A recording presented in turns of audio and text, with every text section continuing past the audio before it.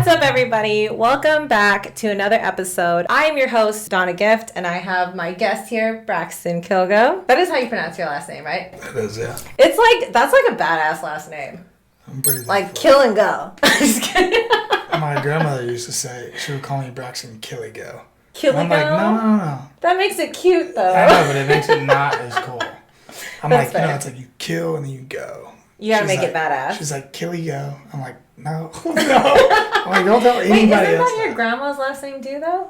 No. Her last name was Walls. It's my mom's mom. I see. Yeah. Walls and Kilgo. Killy go. That's the first time Girlfriend rights will have the ability to say that. Unless they watch this podcast, I probably won't tell them about it.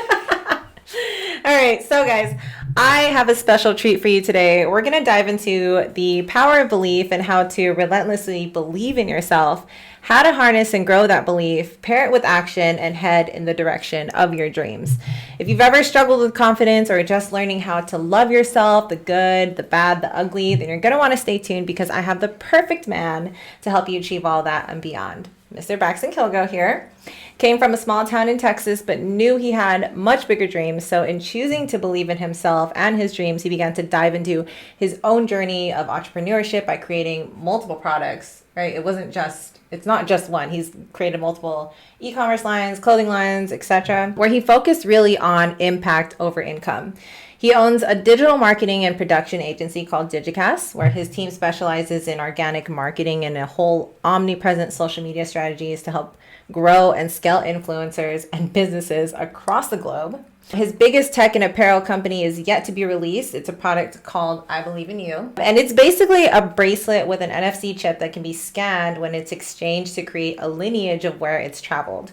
It's given to friends, family, even strangers in order to spread belief. The app is currently in development. It's basically a social media app that helps you focus on positivity and kindness, and it helps you to physically see your kindness spread across the country. Not only that, but Braxton is a very good friend of mine, so I can speak really highly on his character. He's just a super good guy. I don't say this very lightly. He's the kind of guy that if you were cold out on the streets, he would literally hand you the shirt off his back. He's like, I fucking know. We went to Target the other day and we were just walking to the store, and I think there was a car coming up behind me and I felt you like push me on the inner corner. I'm like, guys don't do that anymore. I'm like, okay. But it was nice. So yeah, so ladies and gents, or actually mostly just ladies, he is very single. Not very single. I'll just say he's single. So I'm totally pimping you out right now. I appreciate that. Yeah, thank you. So if you guys want to connect with me, I can connect you with him. I'm totally using him for viewers right now. So anyways, without further ado, the great, the wonderful Braxton Kilgo. Thank you. I'm happy to be here. As soon as you asked me if I wanted to do it, I didn't even have to think about it. Yeah, I'm really grateful that you're here because I know you guys have so much going on. You're literally growing a company right now from the ground up. And not only that, you're still working on the launch of IBIY coming up. You guys have a lot on your plate, so I'm It's really a little grateful crazy. Yeah. It's interesting. It's honestly like sometimes it sucks. The truth of it is like sometimes it's like everything is not always sunshine and rainbows, but it's like yeah. the thing, like even if nothing I was doing now worked, like if everything I did for the next 5 years all failed, the amount of stuff I'm like learning and implementing and the punches in the face that I'm taking. Yeah, I hear you use that very phrase. much like it's good. It's worth it. Yeah, it's a good kind of pain. It's very worth it. It's very worth it. I want to ask, did you always have a strong belief in yourself? I would say yes. I don't know. I do remember like whenever I was a little kid, there was something. I always had this like sense that I was like just supposed to do something. Mm-hmm. I didn't even know what it was, but I remember like at a really young age, I was like, "Mom, like I want to change the world," and I didn't even know. Oh. Like to be honest, if I'd have known what that meant and looked like what all was actually going on, I would have been like, "I'm good, actually." But I always felt something, and like you watch a movie and it makes you feel a certain way, basically for however long up until you watch that movie, like you haven't felt this like heightened level of emotions, and I would like feel that, and I'm like, that felt so good to me. I was like, I want to do something that makes people feel this, and I just saw stuff that I was just like, I didn't know why or what caused it, but I just feel like I didn't agree with it. Or that it just seemed like everybody was acting like it was normal, but I'm like, why is that normal? Kind of I don't like that. like the evils in the world, or like the Yeah, evils in the world. I mean, I even saw like people that were rich. I was like unimpressed by them, like what they're doing.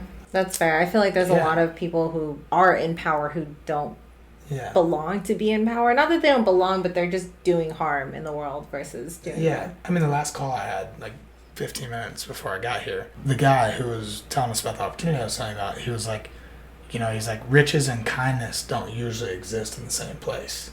Oh, and I said, yeah, and that's what we're about to change. Yeah. And that's the goal. I think more. So I think there's the reason of my agency and all these hours I've put into something that's like, it's not necessarily just what lights me up, but I love helping people, but the level of business that I've had to learn along with the things that actually like fully, like just really, really light me up. And your boyfriend and my other partner and just everybody that's around me, I feel like it's all happening on purpose, where the people that are being equipped with the skills to be able to do both are being put in the right rooms. Absolutely. And that's, more good people need to be rich. I agree. We're about to help make that happen. I can't wait. I know, I'm super excited. I do feel like there's a shift in the world that's happening where I don't know. I'm still a huge believer that the good always triumphs over evil. Yeah, it does. It might take a while, but we're getting there. Well, you say you always had like a gut feeling. Was there ever a moment that you didn't feel super strong in your belief in yourself? I would say like consistently no. But I think it's because so heavily that was the only thing that I was holding on to. Like there were definitely times where it was dark and I was uncertain. Especially when you're younger, too. Like you have, there's a million things you don't know. Yeah. You haven't tasted, you haven't tried.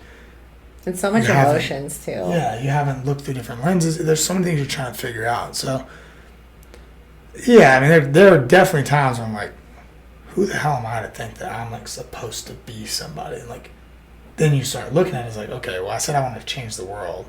Like, what the hell does that actually mean? And then you're like, wow, there's no way I can do that, especially by myself, and that goes into a whole thing. But yeah, I think that there were definitely times where I didn't feel that way, but I think the majority of the time, like that was the main thing I was holding on to. I didn't have a bunch of signs pointing me in the direction of that you should. I have a tattoo on my side that says, "Let him who desires peace prepare for war. To have a heart that never hardens, a temper that never tires, and a touch that never hurts." I got it when I was 18. It's 2 quotes put together. And I think there's so many things, not only just from what we see in the world, from the media and all these things, but from what happens to us, that the easy route and the common route is to harden your heart, turn your back, be more selfish than selfless, these different things. And I've just always felt like that's the cop-out. And if everybody, it's like, great things take time. Rome wasn't built in a day. All these things. It's like, I just decided that I was going to bank on that just doing the fucking right thing all the time is always the fucking right thing. Really? So you never had a moment where you felt like life was just really rough and you wanted to harden your heart to protect yourself? Oh, honestly, like hundreds of times. Yeah. Obviously, there's people listening that's, some of them, their hearts are hardened. Yeah. Some of them in a situation right now where like, I'm doing that today. Yeah. But I think the hard part in doing what's hard, we know it's good for us. But working out's not easy, but you know it's good for you. Eating right's not the easiest and doesn't taste as good, but it's good for you. It's like sometimes you got to do the things that are hard. I think Mike Tyson says, it's like, discipline is doing the things that I hate like I fucking love it. And that's how you become the best in the world. That's very true. Yeah. And so I think it's that thing of like being able to understand that you have to have discipline in this situation too, of where it's like that immediate impulse from whatever trauma, situation, thing you see, whatever it is, that like triggers you to want to harden something. That's the easy route. That's what everybody else is doing. And I think if you can do the opposite, or just like do the hard route of handling it or dealing with it or bringing compassion or kindness to the table, that's when stuff really like unlocks. But having the thought and the feeling, and have there been times where I've hardened my heart and had to fix that? 100%. Was there like a specific thing that you, like your go-to that would allow you to reopen up your heart? I think a lot of it was just like how you feel when you operate from that space. I just didn't like. And I think I used to tell people a lot when I was in like middle school and high school, the only thing I cared about was football. I was trying to go to the NFL. I didn't care about anything else really. I did, but it was like that's who I am. That's what I'm doing. And I had people in my family and in my life that are just like that is out of the picture. You're gonna be a construction worker. You're gonna work in a factory. You're gonna do XYZ. That's fictional. That's what they believed that you were going to do because that's... Where did you grow up again? I went to school in a place called Brownwood, Texas. Okay. So my mom lived in Brownwood and my dad lived in May, Texas, which is like 20 minutes outside. Are they like relatively small towns in Texas? Yeah, Brownwood's got like 20,000 people, and then May has like maybe 1,000. I don't even think that many. No shit. Yeah, in the whole city. Yeah, my whole dad's side of the family, we all live on one farm. I love that. I actually really like that. Have you heard of Palacios, Texas? Yeah. That's I used to go out to Palacios, Texas. That's the most random thing ever. It's very fucking random, but I liked it. Yeah. And all we ever did, we would just hang out and we would catch crickets and like throw them into the lake, and that shit was fun. Yeah. But it was just such a small town. That's literally I'm so thankful that that's where I grew up, because for one, which soon I'm about to go back home and I'm ready. It just like recharges me. People are simple. People are thankful. Yeah. You drive past like people. If somebody's tire is blown out or flat on the side of the road, the first person that drives past stops. Yeah. Yep. You drive past somebody on the road and they have their hand on the steering wheel and they wave at you. Yeah. People open the door. And there's jackasses everywhere, no matter where you go. But way more commonly than not, like that's the normal. Yeah. And I'm thankful to be from there. And it's so simple. Like I think part of my creativeness is like, we used to like go to my grandpa's shop and like all the wood, metal, and all these things were like the scrap from all these crazy things he was building. He was like, do whatever you want with them. Like building ramps, and we were whittling these different things. We were just doing crazy stuff. All that. There's nothing to do besides whatever you come up with. So you weren't distracting yourself with video games. You weren't like filling your mind with a bunch of other things. You actually had to create out of your imagination, really. Yeah. Things to do. I kind of had the best of both worlds a little bit. Like I had some friends, like they had video games and stuff. I was never really a video games kid, but like we had one like at our house at my mom's. Mm-hmm. I don't really play it much. Like, we still had land there too. Like we had animals and all that. So I really from where I'm from, I was like in the city-er version-ish. Yeah. It really wasn't. I'm like in the middle of nowhere. We have like a diesel tank and cows in Barbados and horses everywhere. There was a little more city than where I was, and we had TV, it was just a little bit more like things like that. But one thing I was going to say a minute ago was at the front end of this question, I think, was like one of the powerful things for me, and I'm thankful for this, and I think you have to find the line between it, was that I found a way to make negativity and positivity both be fuel to my fire. Because I'm so thankful. Like my grandmother, I was saying earlier, like she believed in me. She thought I hung the moon. And my mom believed in me, my dad believed in me, like they believed in me. And that's powerful. And my friends believed in me, and like I had a support group for sure. People were rooting for me. I'm rooting for them. A lot of my friends they're in the same boat as me. Then I had people in my family that would talk shit, not believe me in these different things. So it's pretty easy to hit a couple extra reps when you're thinking about your mom, your dad, like everybody who does believe in you. Those are real good for like the first reps. Yeah, but when you get tired as fuck, then you start thinking about the people who are talking shit, telling you that you couldn't, telling you that you never would, you'll never be, give up, all these different things. You're doing 5 extra fucking reps. Yeah. Because of that, because you need to prove a point. And what I realized was like if you can use negativity and positivity as gas in the tank, well, who the fuck can stop you? You love me? Amazing, let's go. You hate me? Put that shit in the gas tank too. My car's not slowing down. Wow. And when you could, and I think that was a powerful thing for me. I was like, I did not like it that people didn't like me or root for me, but there were certain pieces of it that it was out of my control, and I wasn't as like mentally as aware then. But I just knew, I'm like, nothing that I do has anything to do with why they feel that way. But if they want to be like, you can't do it, I'm like, watch. Like it honestly, it helped me a lot. Like, I'm glad that I had the adversity of that, because that's really great for the last reps. To push through it. So I think when I, like, at least for myself, when I was younger, when people thought negative things about me, that was more of my fuel, actually more than the positive. But I think it's also because of the whole, like, I needed to prove something. Yeah. And I don't know, now that I'm older, I feel like maybe it's not always the approach, because then it's kind of like you're fighting against something. Whereas now I'm like, I just do what feels good in my gut and I just move towards it. But I totally get it. Gratitude. I love that. Can you show that to the camera? Come on. So it's 7:05 every day. You gotta remind yourself. Yeah, I love that. To see what you're grateful for.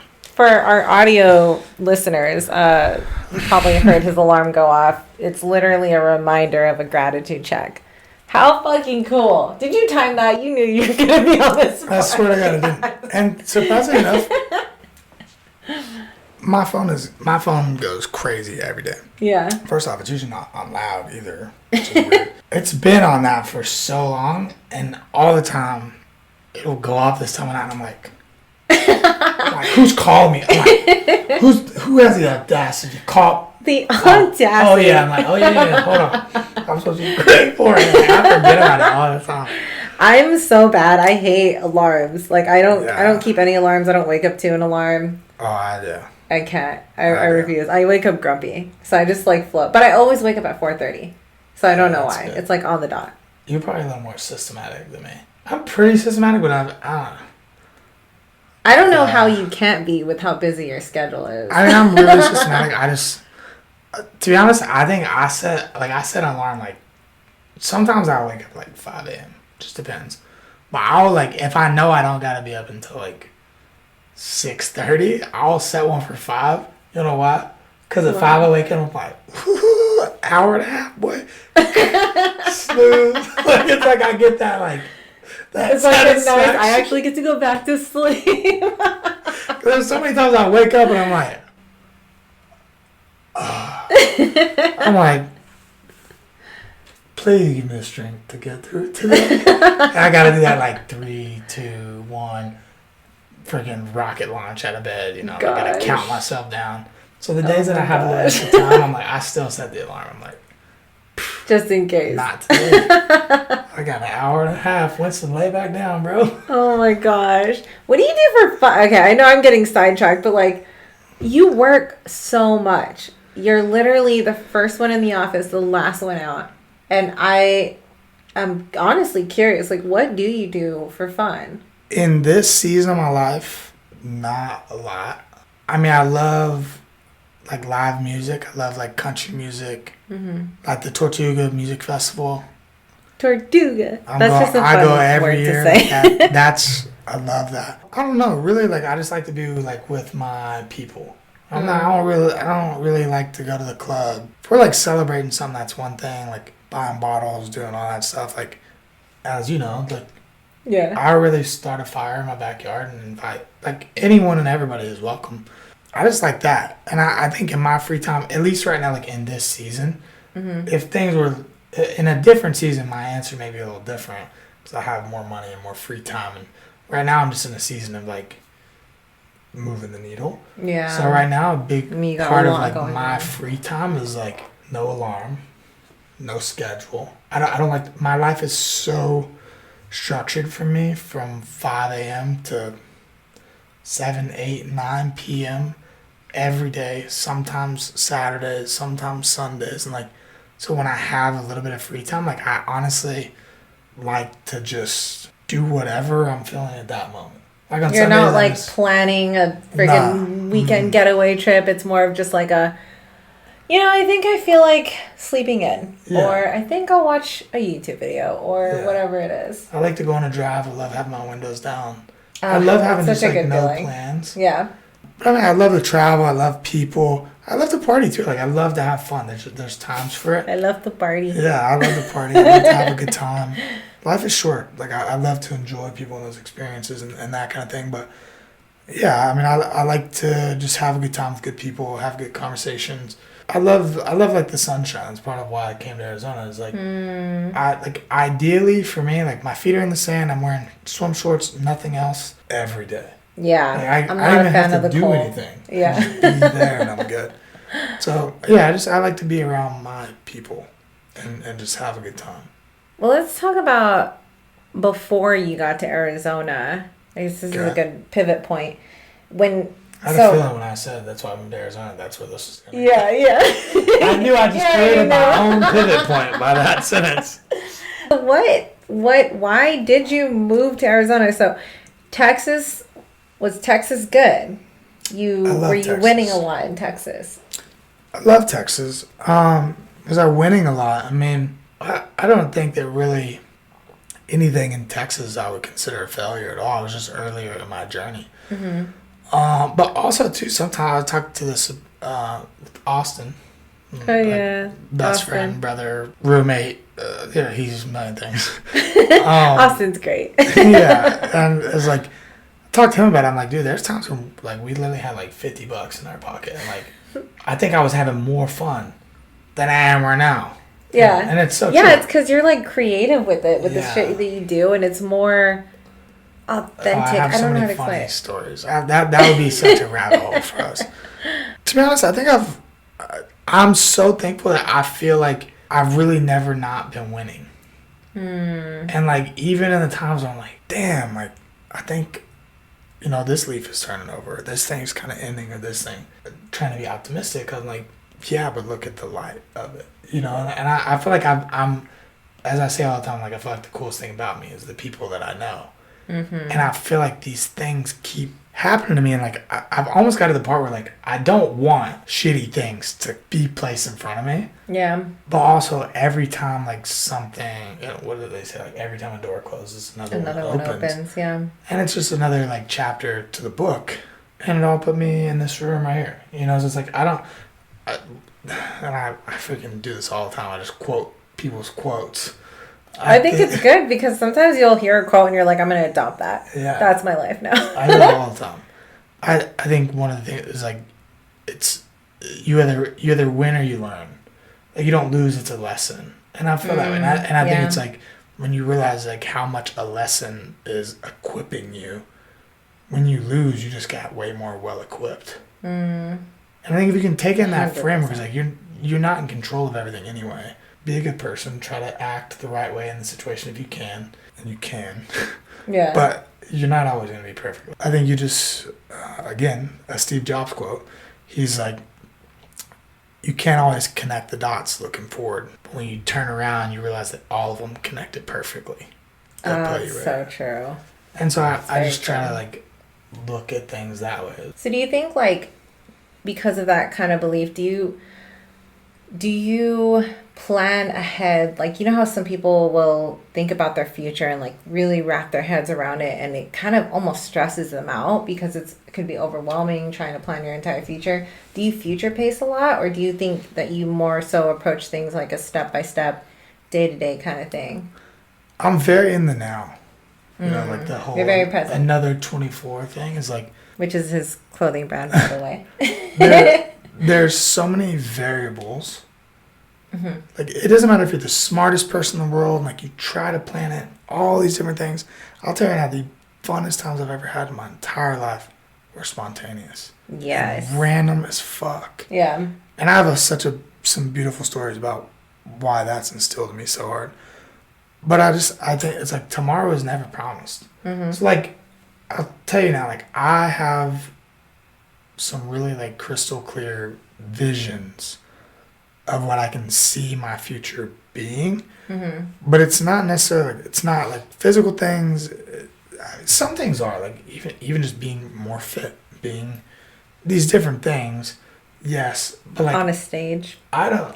Yeah, I don't get like tied to them. Yeah, I have like these visions of like, getting out of the back door of a car and there's not necessarily a red carpet, but there's like a row of people and there's something I'm doing, and I know that it's positive, and I have like a little kid holding one hand and my wife holding another one, and my mom and my family's there and these different things, but it's like I don't know the event, I don't know what it means, I don't know what the girl looks like, I don't know all these different things. Like I don't know, I think people get so tied to things that they plan so much that they fuck up the now because they're so concerned with like, is what I'm doing putting me here? Mm-hmm. Whereas the thing is, if you do that, you need to constantly reassess, because what you want today might not be what you want tomorrow. And I think you lose you lose perspective of the presence, which is the only thing that exists. Mm-hmm. So yeah, I'm not a big planner. I say that like my days are scripted. my calendars look like a block of Legos for the last 3 years.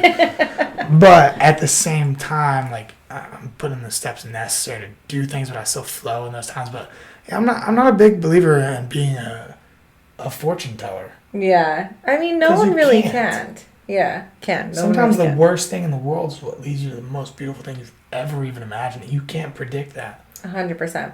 And I also feel like when you over plan, you really miss the things that are actually for you because you're so busy stuck on this idea. Like I know some of my girlfriends, they'll find a guy that they really want to be with. They think he's like this ideal guy, but then there's a perfectly great man who's energetically matched with you, and they miss it because they're so stuck on like, oh, he needs to look like this, he needs to make this much of an income, he needs to have this much, whatever personality trait they're talking about. It's like you completely miss the person who's right in front of you, perfect. Yeah. And it's easy to get lost in that.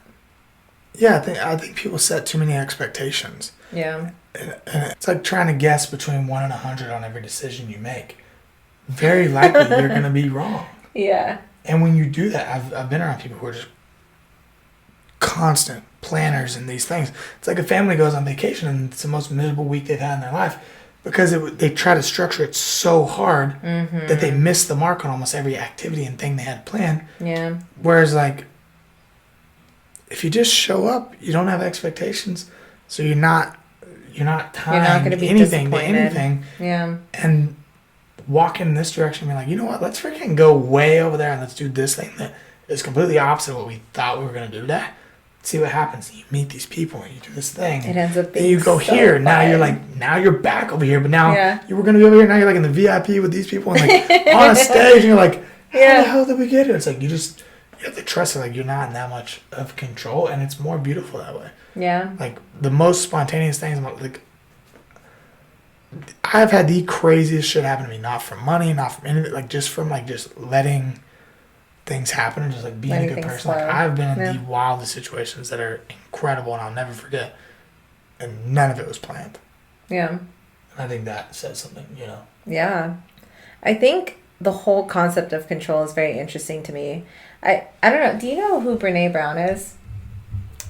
I don't think so. No? She has this like quote where she says, a lot of people think that they're in control of certain things, but there is no actual control. No. It's just anxiety. It's like actually anxiety. And I think that when she said that, it blew my fucking mind because I'm like, that's true. That's really just anxiety of like people not feeling like they feel like they have control, but it's not actually a thing. Having control of external things is not a thing. It's not real. There's like I said, there's so many variables. You're like not setting yourself up for success in that case. And plus too, like you can be a good person all you want. You can do even doing all the right things, checking all the boxes. There's still somebody that doesn't give a fuck, and their intention is to fuck you over anyway. Mm-hmm. And I'm making like a kind of a negative example of it, but it's like even then, the saint people will fuck with. Yeah. Yep. People want you to be good, but they don't want you to be better than them. Yeah. But I think that's actually also another beauty of it. I think the dichotomy? I can't think of the fucking word. It's the beauty of having both the positive and the negative. Like, there is no bad without good. There is no good without bad. And I think that it creates that balance and it makes it really beautiful. Yeah. But I love all of it, honestly. Yeah, I mean, you can't see the light without the darkness. Mm-hmm. The lens that you're looking out of would be jaded if all you saw was good. Yeah. You know? Yeah. Jordan Peterson says something about, he's like, when I ask people like their vision for their life, like their goal, and they talk about Mai Tais on the beach, he's like, well, that's going to be fun. That's going to last for about like a week. Mm-hmm. And he was like, and then in a month it'd be, he's like, you're a baby with a golden bottle laying on your back. Mm-hmm. And you're pathetic in a month in that case. People need purpose. Yeah. Tony Robbins says that progression is the only thing that breeds joy. Oh, I so believe that. And it's really so true. You got to have a purpose. You got to do something. That's why there's these people who have hundreds of millions of dollars that are miserable. Yeah. And I think some people check that box first. And some people climb the ladder the wrong way. And then there's a whole philosophy around fuck everybody, burn all the bridges, get famous, and get rich. And I could dive like way into this. Yeah. But if you go look at a bunch of famous people that you like, and some people that are even like really good and in the forefront of the good for the world, a lot of them still got there in the wrong way. And what the philosophy is burn the bridges, get the money. You're going to have to fuck other people over. You get it. And then you apologize. People forgive you because people are good. Yeah. People forgive you. People forget. Now you're on top. Now you're rich. And now you realize also that you're miserable as fuck when you did all the other stuff. So now your natural human nature is to draw you back to the things that feel good and serve you. Now you don't need to chase the other things, so you have it. And that's how, like, if you go and look at a bunch of people who are popular, famous, whatever level you put it at, from influencer to actor to whatever, a lot of their journeys are that exact thing. Mm-hmm. That's very true. And I believe it too, because I know I went through a period in my life where I was like, all I cared about was getting to the next point, and I didn't really care about other people's feelings. I actually remember telling myself, I don't want to be in love. Like, I'm over being in love. I'd rather just be rich, which is actually really kind of sad. It is, yeah. Yeah. And I went through that stage, and it took me a while to realize, I'm like, fuck. I think, but also it was just very much a protection of myself. And there's times when you need to have a certain pair of glasses on. Mm-hmm. You need to be looking through a certain lens. Yeah, that's true. Because you can't just be like, let me just take everything, because then people will take advantage of you. But I think that's where, I guess, you trust your gut and your instinct and everything. And that's something that I don't even know how much of the book I have written, because I don't know how long it's going to be or when I'll ever put it out. But it's called, I didn't know you were writing a book. Yeah. It's called Find Your Lines. Mm-hmm. I don't have an action that I've ever talked about it on anything that other people can listen to. But that's what it's about. It's about like finding the line between those situations in life, because I don't think everything is black or white. Mm-hmm. There's gray areas in everything. And it's like, I've had moments in my life where I was so selfless and still miserable. And I'm like, how in the hell? Like, I thought this is what you're supposed to do. But when you're so selfless and you don't have any ounce of selfishness, you become empty. Yeah. Which then affects the selflessness and the way that you're acting towards these people that you mean well towards. Mm-hmm. You're empty. You don't even have nothing to pour out. So now you're serving them less than you really would have if there would have been the times where you had that line, that boundary to say, hey, to be honest with you, like, I got to do a couple things for me first, because like even if I show up for you right now, like my glass is empty.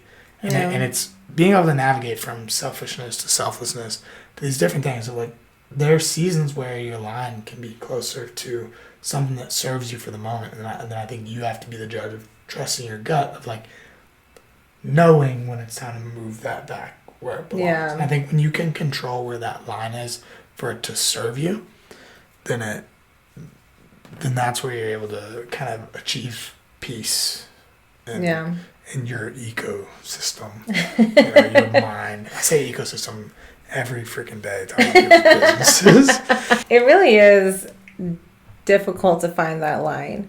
But I feel like if you really are in tune with your gut, your instinct, you know. Like, there have been times where I know, like right now, I feel super fulfilled. I feel like my heart is opening. I'm open and willing to just love the fullest capacity I've ever had. And so now I'm welcoming more people into my life and all sorts of things. But before, like not too long ago, like a couple months ago, I was very closed off and not okay. And it's not because, it's just because I lacked purpose. Right. And so because of the lack of purpose, like I felt empty. And that's when I feel like you kind of just know you need to pull back and like really set those boundaries and really do things a little more selfishly. You really do just go through like an ebb and flow, just like business, just like relationships. It's like sometimes it's like really, really fucking good, but maybe you got to pull it back sometimes to do things for yourself. It's easy to get lost. Yeah, you kind of have to like self-check every once in a while. Because I even said something to, you know, the team at the office recently. I was like, look, because I've been in like go mode for a minute. Just good. I like knowing like how hard I can push it.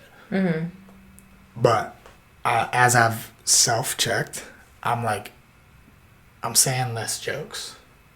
I'm like a little less funny and like relaxed. I'm like, I'm more tired. I'm not motivated to like go to the gym. I'm not motivated to do these things because certain seasons and boxes you're trying to check take certain things out of you, and you know, for lack of a better term, like you burn out from pressing the gas in one direction or the other. And I told them, I was like, look, I'm like paying attention to where I'm at, and I'm like, I have a small window of time left that I can continue doing what we're doing because I believe in what we're doing. I'm pushing, doing these things, but I'm like, if we don't change that in the pretty near future, because of how important it is for me to laugh and joke and be goofy and like get the job done, but like there's things about it. It's like if tomorrow doesn't show up, I will be pissed at how I acted and felt today. I still laugh and joke, but I'm noticing that it's a little less and that I'm more stressed and I have so much weight on my shoulder and these different things. And I'm like, look,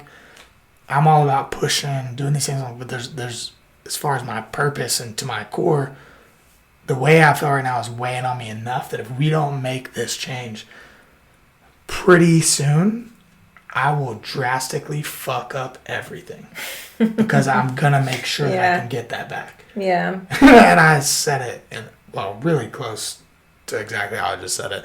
But I explained myself more. Like, I'm not going to mess things up for anybody, but I'm like, it has to change. Not only for me, but even when my energy and my things are there, it's cohesive and everybody starts to get there. And I don't like that. I'm like, I will, from what we offer to what we sell to what we do to all this, that's not important.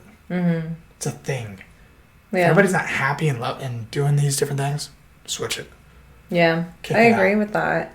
And I think a lot of people actually get lost in that. They forget to have fun. They forget to take the moment to act like a fucking child. Like I used to get really upset with myself because I thought I was super childish. But now it's like I'm finally starting to appreciate, I guess, the childlike nature I have in a lot of things. Like it's a trait that people should be looking for. They find somebody that's just like, quit being so damn serious. Come on. Come smile. That's good. You gotta break people out of that. Like, just like owning that too. It's like, being goofy is never wrong. It's like, it's funny because I used to think that it was. I used to think that it was like a weird thing to be. No, so I would try to not be. People need it too. You know, like. Yeah, people need it. Like, I promise you it's one of Dylan's favorite things about you. Goofiness. Yeah, I promise. I promise it's one of his favorite things about you. Well, thank you. I appreciate that. Okay, I got way sidetracked. I feel like I didn't even ask half the questions I have. We're already at 40 minutes. Anyways, I want to talk more about the gut feelings and everything that you have. So, and I really want to talk about IBIY, especially because it's about to launch. You had launched this a little while back. It was a soft launch. Would you consider it a soft launch, I guess? It wasn't intentionally a soft launch, but it became one. Okay, okay. How did it go the first time? Did you ever even expect it to blow up the way that it did? Like, what was the intention in the beginning? So I expected it to do better than what it did. I was shooting for the moon. Really? Okay. Yeah. I expected it to blow up, and that's what I wanted to happen. And honestly, it was the most beautiful thing I've ever been a part of. And I know that was such a small glimpse of what it's about to be. We sold to every state in the U.S., multiple countries. We were getting tagged in hundreds of stories a day. I was packaging bracelets every single day. Like, it went well. It did well, which was amazing. But what took it from being like, that's pretty cool, to like, holy shit, that's never been done before. It does what? Was the app. And some other things too, just like business-wise. Like, I didn't know. Like, I'd never run a subscription company.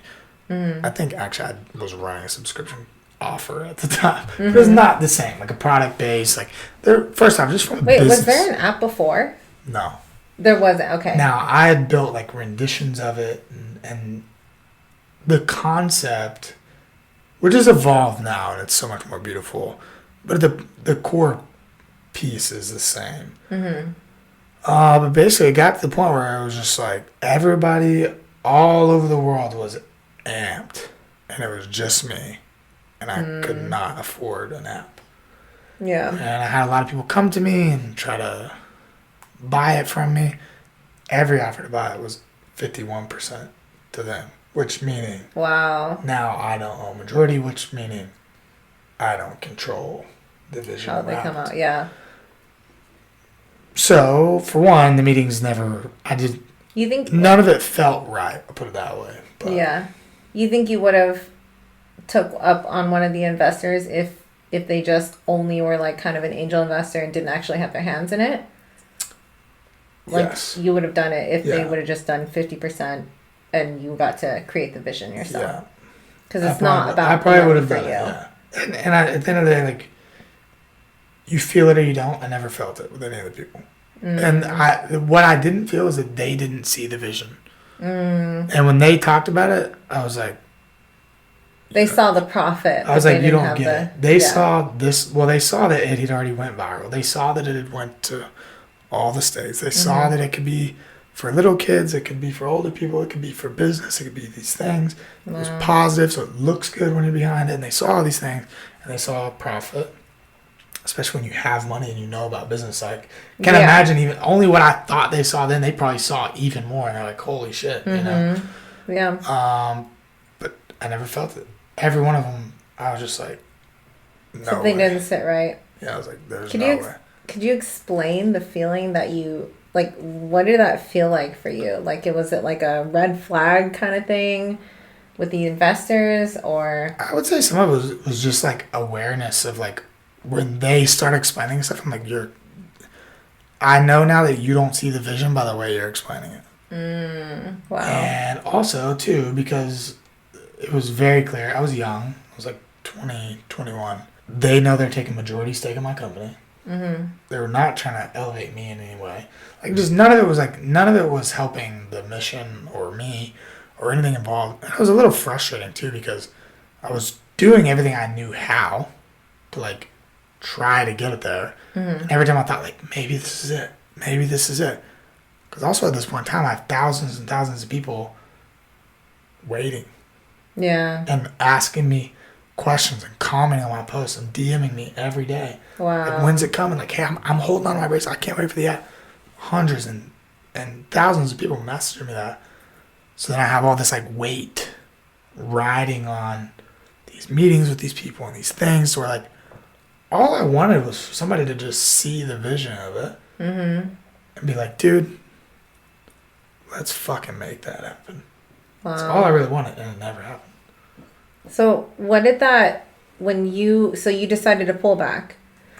When you decided that, what did that feel like internally? Did it kind of set you back in your belief, or was it more of like a kind of like more of a positive thing that happened the way that it did? Now I view it as like, obviously, like, it very much happened on purpose, and the way that we're about to bring this shit back to the world is the dots connect when you turn around and look at it. Yeah. Like I said earlier. Yeah.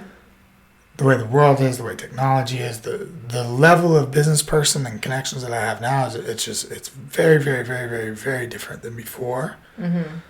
But I think at the time it was frustrating because you don't know what you don't know. So I didn't know what to do and I didn't have anybody to ask. Mm-hmm. So I was frustrated with that situation. Also, like, just with the world. I'm like, you're telling me like one person with enough money hasn't seen this. That's like, dude, I want to help this kid make this shit happen. And change the world. I was like frustrated. It's like, there's no way that hasn't fucking happened yet. Yeah. Wow. Because I know for me, I'm like, if I saw this and I have the ability to move that needle, I'm gonna do that. So How long ago was this? 2017, 2018. Interesting. And yeah, and I like not necessarily like let myself down, but kind of, and like all the people that got let down, everybody that was waiting, and like that was hard to do. And not only like letting people down, we were also getting tagged on stories 100 times a day. Wow. People not committing suicide, people mending relationships, people doing all these things that were good. Wow. I paused it. How did that feel for you? It was hard. Because it was like, it felt like my only option and like what needed to happen, which it was.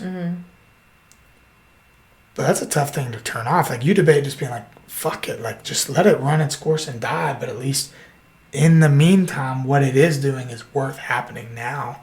Especially when it comes to people committing suicide, these different things. Like, what happens when something happens in a week or a month or a year and I'm over here on pause trying to figure it out? Yeah. Whereas we could have done something, which I can't put that weight on us necessarily, but ultimately it is true. And so that was hard to like pause. Yeah. But it comes back to, you said something earlier, I think in the intro, of impact over income. Which I have a funny relationship with now, because when that happened, and it also happened with my clothing company around the same period of time. Because I did a lot of stuff for free and it was all very purpose driven and all these things. But what I realized is now these two things that I care about so much that are all about impact. And because in my clothing company, the mission and the purpose, like, people were changing their level of motivation and their direction, what their vision is. They were just having somebody talk to them about, what is vision? What is your goal? Where do you want to be? How do you get there? I was putting stuff out every single day. And I paused both of those things because my lack of income. So my lack of income directly reflected my lack of impact. And when that happened, I got pissed. Wow. And I was like, fuck that. I need to figure out how to be rich as fuck so that I can do those things. I have all these good ideas and things I want to do and people I want to help. And I'm like, if you don't have money, it doesn't matter what you want to do. Yeah. You can want to do whatever you want. But if you don't have the money or the resources and these different things that make it happen, keep dreaming about it. Yeah. And so that was when I was like, I need to be a fucking businessman. I need to figure out how these people who have the money and I'm annoyed that they're not fucking doing something. I need to figure out how to take their skill set and match it with my character and be the person that, I don't remember what you said earlier, but basically the person that makes it a lot more normal when money and kindness are in the same room. Wow. Wow, that's deep. I really like that. Yeah. That's crazy. Yeah. That's the goal. So that's how you want to be seen in this world, is really not concerned. Well, yes, the money's obviously going to come, but you really only want to use it to create the impact that you want to see. Yeah, I mean, the money is a byproduct, thankfully, of some of these opportunities. But also, like, the money is important. You know, people say, like, the money is the root of all evil and all this stuff. I think rich people fucking say that so other people have an excuse and they don't try to go get it. It's like, no, it isn't. People are like, money doesn't buy happiness. Joe Polish. Quite a bit. Joe Polish says all the time, he's like, it absolutely fucking does buy happiness. It And the does. thing is, like, there's so many stresses. Like, I know them. I know you know them. So many people know them. It's like the lack of money puts this weight and this pressure and this Yes. fucking stress around your life that affects so many other things in your life. And it's the lack of money that's causing that. When you can see a problem and you have the money, not to throw at it, but to help, to build something, to create something. Mm-hmm. One of the biggest reasons I want money is for time. Yeah. I would love to, and I was talking to Austin about this. I told you we go drive around with the windows down on last Sunday. I was like, dude, I want to make so much money. We were driving through these badass neighborhoods. I know y'all do the same thing. Yeah. We were driving through, and I was like, man, like I just want to have this money so I could literally be like, all right, I'm gonna map out my plan. I'm like, I want to fly my little cousin Kendi to Arizona or to wherever she wants to go and spend like a week with her. I just want to ask her about her life, how she is, teach her anything I can teach her, learn things from her, let her experience things she's never experienced, and just be with her. And I want to do that more consistent. But then the next week, I'd love to just spend another week with my pop and my pappy and my mom and my dad and my stepmom and these people that are so fucking important to me. Mm-hmm. If I had a whole week with them, if you accumulated the last few times that I've visited and seen, like actually sat next to them, if it accumulated to a week, that probably spans out over years. Yeah. And that's fucked. Those are the people I care about the most and who love me and believe me the most. I want to have this money so that I can, yes, I want to build cool things, help people. Also, this earth is incredible and human beings are incredible. We've built amazing things. I want to experience them. I want to see other parts of the earth. I want to experience other cultures because they, and different ones have shit that they're better than us at. I want to be able to take pieces from that so that I can just live the best human experience possible, but also the people that are around me. I want to be able to experience them. We spend so much time working and doing all these things. It's like, fuck. Why do you think rich people blink slower? They're less fucking worried about all the things we have to worry about. Yeah. They gotta check a box to make sure my bank account's not negative 30 grand on Friday. That sucks to have to operate from that place. Yeah. Know? Yeah. But if you don't have to, it's a different state of being in. I just went on a little bit of a rant of that, but like, that's why I want to make money, to experience the earth, its people, its cultures, to give back. When I see a problem, I want to be able to help solve it and just be able to fucking be with my people. I don't need nothing fancy. I don't need no $800 shoes and no dumbass shit. I don't need to buy This bottles Louis and all this stuff. It's Vuitton like, fucking. I can't even start. everybody else can go down that. thing. Everyone else can go down that lane. It's like, and I'm not saying I don't like nice things, but there's just a line for it. I don't have to be fancy, but I want to just be able to be with the what I people wanna you do, love. you know? Be able to breathe a little slower too. And like that's one of the things, like sometimes you gotta put your time in. Like right now, like what I do every day, like am I thankful? And I know like if it was easy everybody would get it, so you gotta be the person that gets punched in the face 100 times and spits the blood out smiling is like, yeah, I'm here again. Sometimes you gotta do that to get what you want. And like that's what I'm doing right now. Like I don't love getting my ass up early as fuck every day, being there, opening the doors, it's dark. When I leave, it's dark. I eat once a day. Like I have to schedule on a calendar when to remind myself to call my family. I don't want to do that. Yeah. Ideal world, I would not do that. But I'm trying to do what I need to do now so that other people don't have to. I keep quoting people on this podcast, but Mike, he has in one of his songs, he says, I'm going to pay the price today so I can pay whatever later. That's what I'm trying to do. Yeah. I'm trying to pay the price, not just for me, but for other people, like, so that I can pay fucking whatever later. Yeah. And whatever we need, I got it. That's what I want to get to. It's so interesting. I feel like I also have the same, at least like the, almost kind of like a weight of responsibility. Because anybody else in your family technically could do exactly what you're doing, but it's almost like you took the weight of responsibility to be that person that could facilitate more of the stronger, deeper connections, more of the like everything that you're talking about. Yeah. I feel like that's pretty heavy to take on. It is, but I I don't know if everybody's not driven towards the same. We have different drivers and things in our life, but I've always felt like it was mine. So I'm just trusting. Like I'm not just necessarily even doing it because I want to. I'm doing it because I feel it to my fucking bones. Yeah. That like if I was doing anything else, I'd be wasting my fucking time. 100%. So it's like, maybe everyone feels that way, but they're taking the path that people take because it's impulse. It's easier. It's allows you to not have to accept. People don't ask themselves the hard questions because they know the answer will force them to step into something. Yeah. Maybe, but then also too, like maybe like some people that's not their thing. Yeah. Like there's some people in my life who nobody knows them. Nobody probably will ever hear of them. I don't even know how many people they've talked to in the last freaking year. I probably talked to more people than they did in the last year this morning by 9. But that person, Yeah. insignificant or not, they're not insignificant by any means, but to the rest of the world, relatively insignificant, have also played roles in my life that are more significant than these famous people, rich people, or just people who I've talked to way more times. There's certain roles, like maybe I'm supposed to play roles for more people and in a different direction, but there's people who one thing was enough. Yeah. And it changed the direction of everything I did from everything moving forward.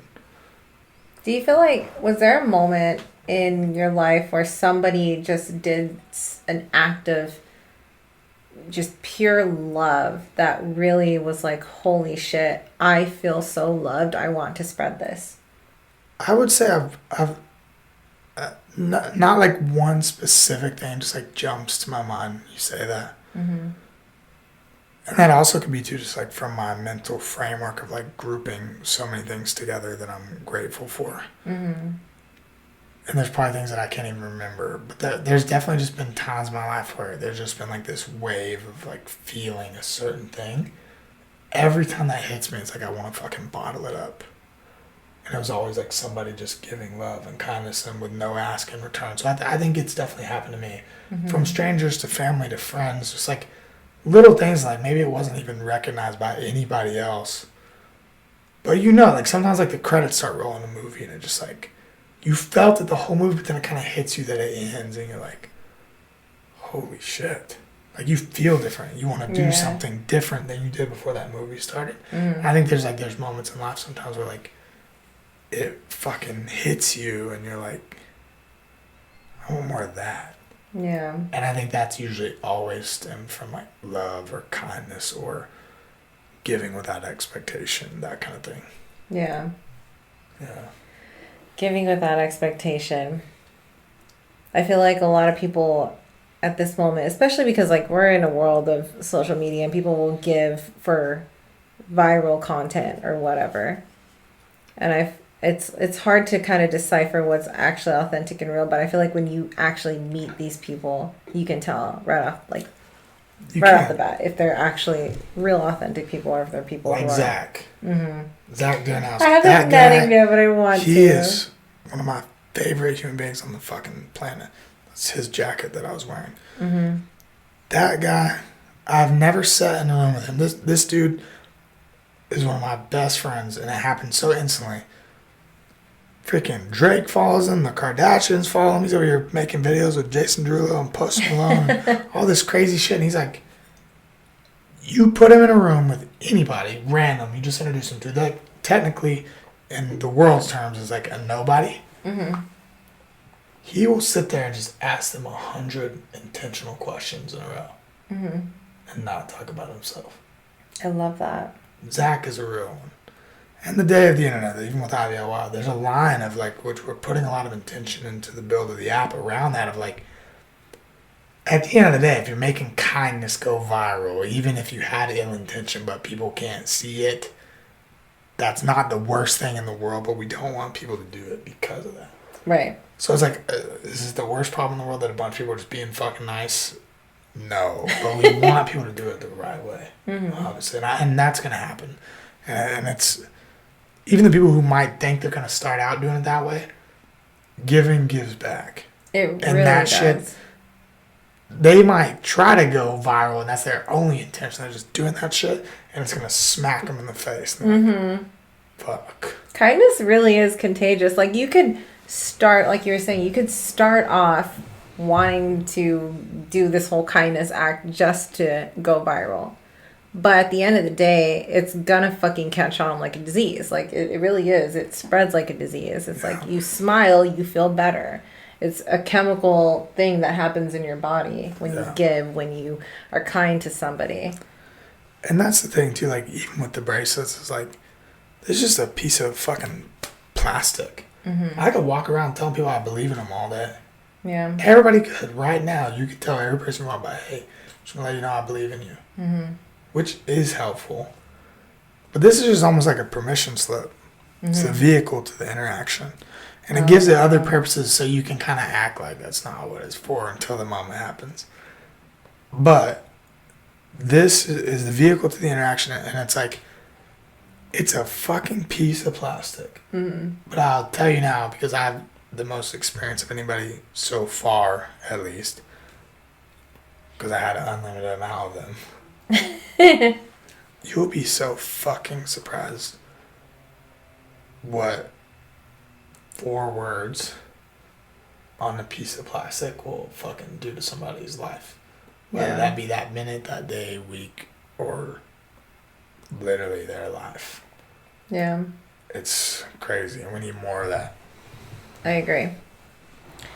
How can we, as our listeners, our viewers, how can we spread more kindness? And also, if you could give us advice that when you do release these bracelets, what are the best practices in approaching people? Because I know we live in a place of social media, right? We're not as connected as we should be.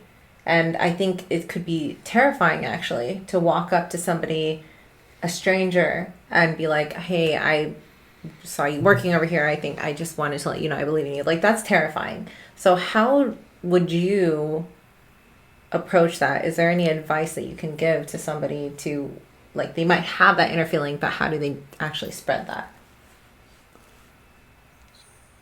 I'll give the example based on the bracelets, because really at the end of the day, it's like, it might be scary, but it's like on the other side of your fear is everything that you want.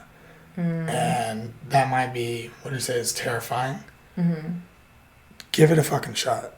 And I'll say, like, with the bracelets, like, there's moments where you're not sure. Like, yes, we have an app and all these things. Like, the app is just the cool piece of, if they document it, amazing. There's still no app to this day, and these bracelets have spread all over the fucking world. Yeah. The bracelets are the bracelets, period. The purpose is the purpose, period, is to just spread love and kindness. And the fact that we added an ability to document it, incredible. But it doesn't matter if people document it or not. Some people will and some people won't. Wonderful. But I think the biggest thing that I would say for that is, like, just do it. You don't have to say anything. The bracelet says it. Now, if you say something you can't, like, the deal is, I'll tell you, is it will be incredibly fucking worth it. You'll just be so surprised. Like, if you watch some of Zach's videos and stuff, these people kind of harden, and then some even people are like, no, I can't help, blah, blah. And 20 seconds later, they're bawling in fucking tears. The world has their wall up. Yeah, really do. And it's like, yes, it might be scary, but you might change somebody's fucking world today and change their view of the world. And if enough of us do that, like I mentioned earlier, talked about changing the world, when I didn't have the money and all these things that happened, I realized I was like, changing the world, I think I knew before, but it's really solidified now. It's like, by myself, that's impossible. And every person who buys one of these bracelets, wears one of these bracelets, all they're doing is just saying, I believe in the same thing you do, and we need to make the world a better place. And when they do that, I can't change the world by myself, but if we can get millions of people to just go tell one other person something nice and make that one person's day better, and that shit is times millions. It's gonna shift some shit. I agree. We're raising the height, what is it? The collective consciousness. Yeah. But I think the deal is, like, there's tactics or techniques or things you could say or a card you could put with it. Like, there are little things we're going to do to make it easier and give some tips and tricks and different things. But it's like, trust me, just fucking do it. And when you, especially when it comes to the bracelets, I'll tell you, like, I've got these bracelets on my left wrist, and there's I love them. but there's no purpose or intention to them outside of a reminder for me. But just putting this one on, knowing that it's not just for you, that the purpose is to wear it while it serves you until you run into something that you know, like, you're going to know. It's going to hit you. I need fucking 10 million of these because it hits me fucking 30 times a day. You'll have this thing, like, wired in the back of your brain. When that thing lights up, give that shit away. Don't think about it. I don't care if you just throw it on the counter and walk away. Yeah. Or wait till they're gone and leave it. Yeah. Or just say, hey, I just want to give you this. Or say something intricate. Or talk to them for 2 hours. Do whatever you want. But when that thing lights up in the back of your head, when you have this bracelet on, you'll know exactly what I'm saying. When that happens, do whatever you got to do to just give that shit to somebody else. Yeah. Just be brave and fucking take the opportunity, take the chance to... At that point, it's not about you, you know? Right. And I think that that's important. I feel like we do live in a world that it's very selfish and very self-centered, and we're all about, you know, our own things. And I think we need a shift. And I think that that is going to be really cool to see the impact that these bracelets do in the next couple months of our world, really. Because I think we're just in such a dark place right now. Yeah. We really are. Like, we're in a place of people are constantly having their walls up. They're constantly questioning people's intentions. Like, it's pretty dark, especially after the whole COVID thing where we isolated ourselves. People need it more than ever. We need to. There needs to be a change.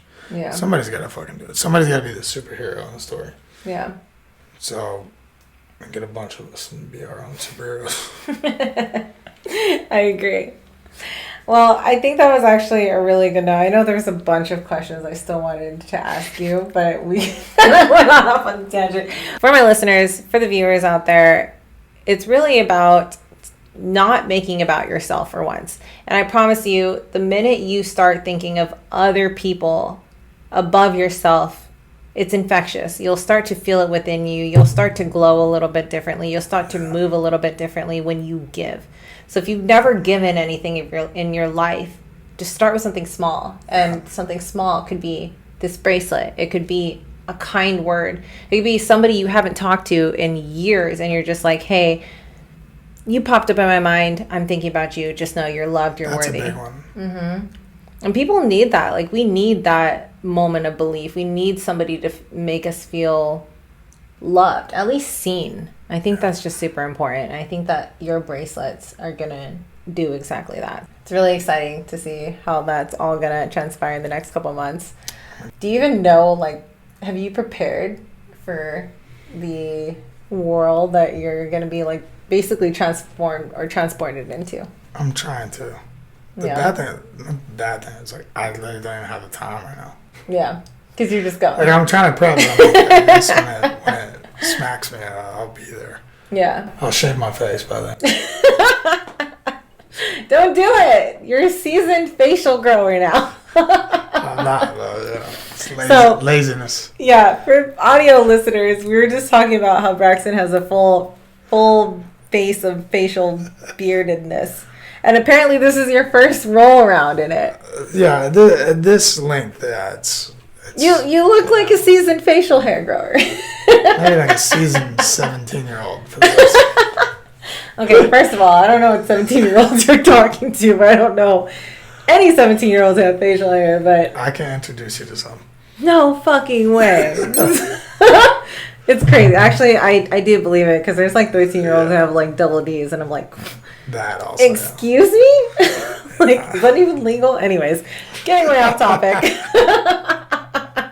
All right, I'm going to end this on the note before I get way off track. But we're going to have a high version after this. And then we'll be able to talk about whatever the fuck we're just talking about now.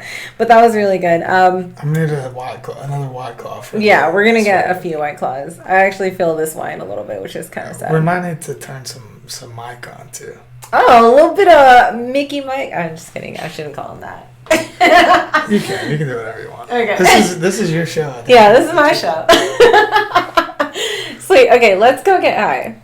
You want to do that? Let's do it. All right. Thank you, Braxton, for being on this episode. I really appreciate you taking time out of your day. And That was really good. It was the best part of my day. Yeah. Thanks for having me. Thank you.